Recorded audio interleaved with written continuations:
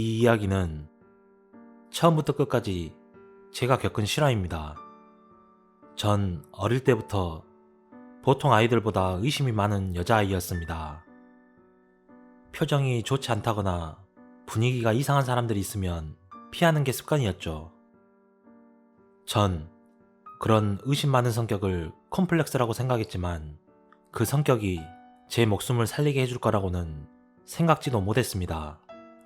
때는 2011년도, 그 당시 전 중학교 3학년 여름이었습니다.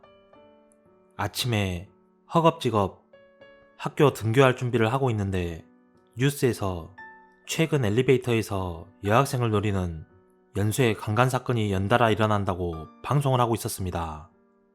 얼마 전 같은 반 친구가 스쳐 지나가는 말로 우리 앞 아파트에서 강간 사건이 일어났다는 소문은 들었지만 설마 나한테는 일어나진 않겠지라고 생각하며 등교 준비를 하고 있었습니다.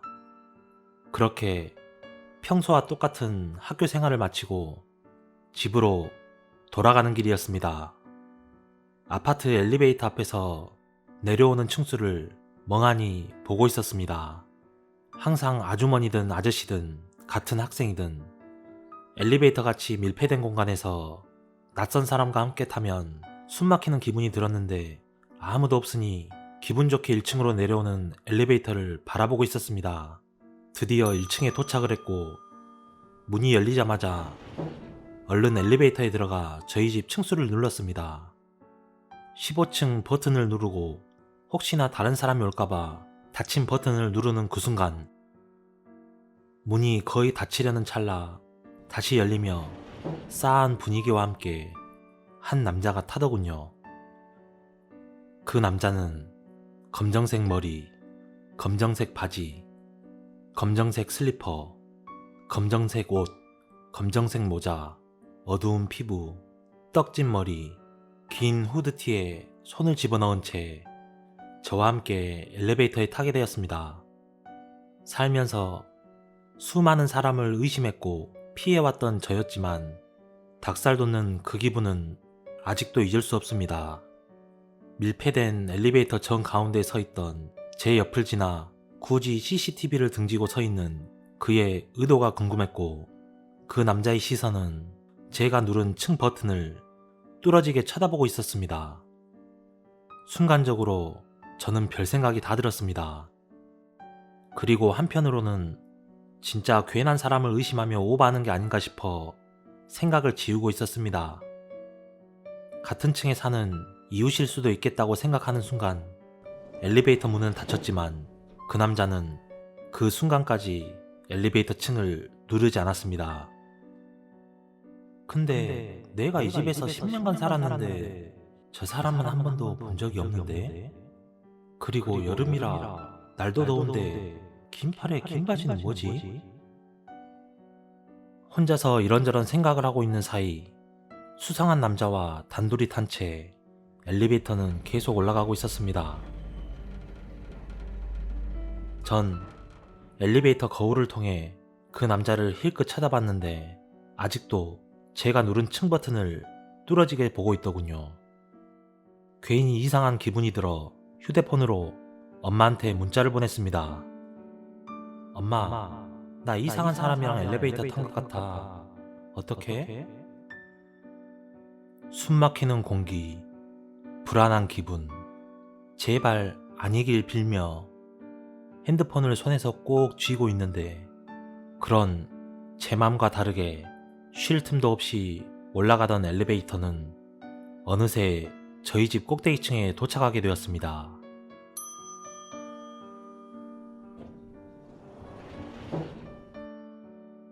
저는 이상해서 먼저 내리지 않고 멈춰 서 있었고 정적이 흐른 듯 그 남자도 엘리베이터를 내리지 않고 있었습니다.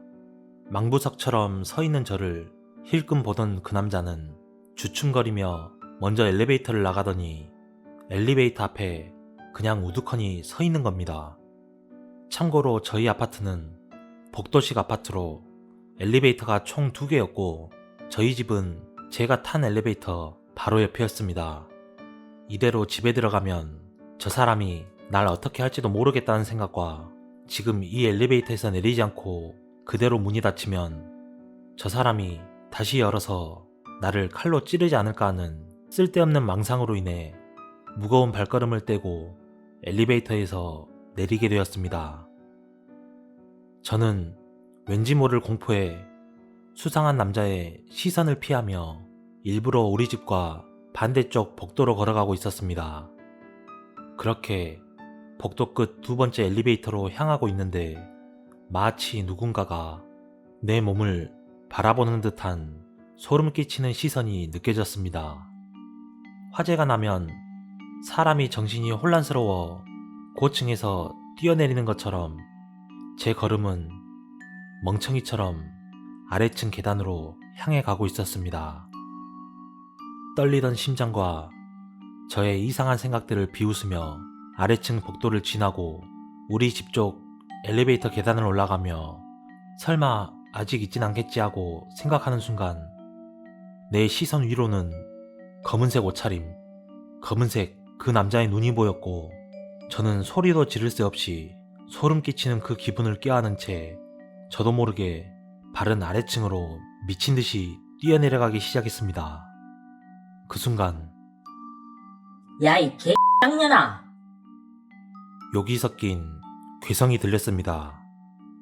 전 정신없이 뛰어내려가고 있었고 제 뒤로 그 남자의 발소리도 들렸습니다. 도망가는 그 순간 살려달라고 소리 지르고 싶었지만 본드를 입술에 바른 듯 입은 벌어지지 않았고 만약 소리 지른다고 하더라도 요즘 같은 시대에 누가 나올까 하는 생각이 들었습니다.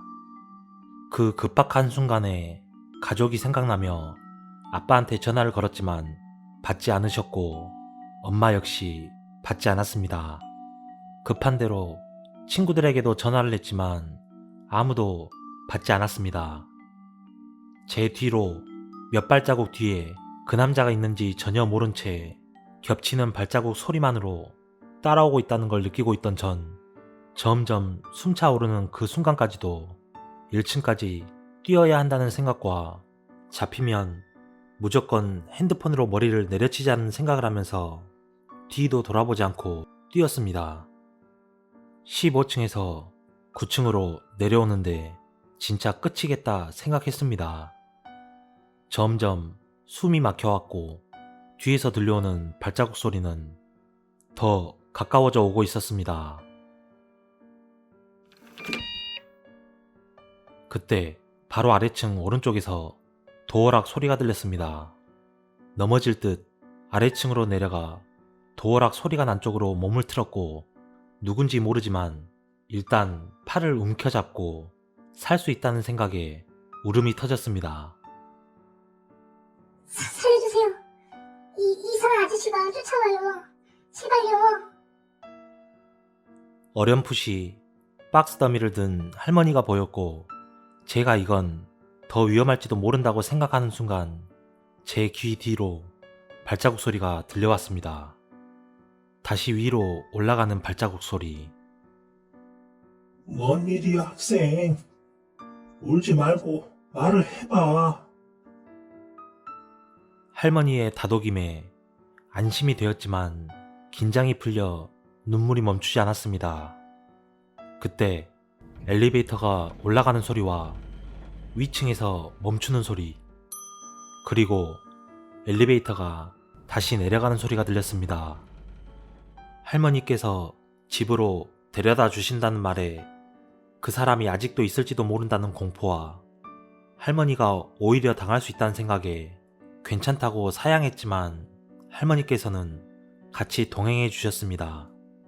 다행히 그 남자는 저희 집 앞에 서 있지 않았고 저는 그제야 집 문을 열었습니다.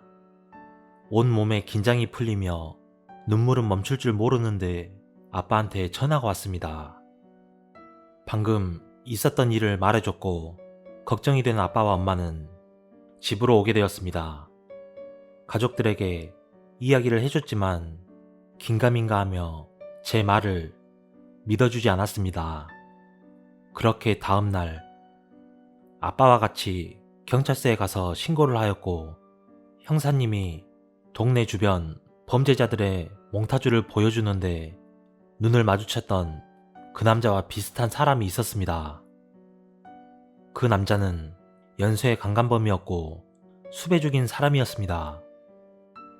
그 후 그 남자가 다시 나를 찾아 보복하는 건 아닐까 하며 일주일간 밖에 나가지도 못하고 밥도 못 먹을 정도로 무서움에 떨었지만 그 남자는 다시 찾아오지 않았고 증거도 없이 미수로 그쳐서 그런지 경찰에서도 그 남자에 대한 이야기를 전해주지 않았습니다. 미수로 그쳤던 제가 이 정도인데 실제로 범행을 당한 사람은 얼마나 힘들지 상상도 하기 싫었습니다.